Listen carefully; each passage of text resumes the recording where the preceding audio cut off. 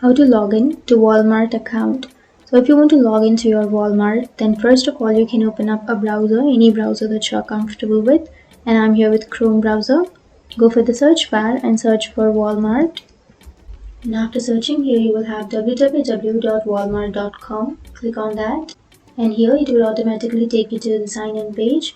So first you have to enter your email address on the first blank, and then you can click on continue.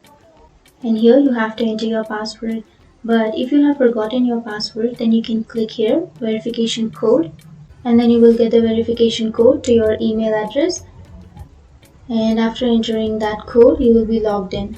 But if you remember your password, then simply enter your password, and after entering it, click on sign in.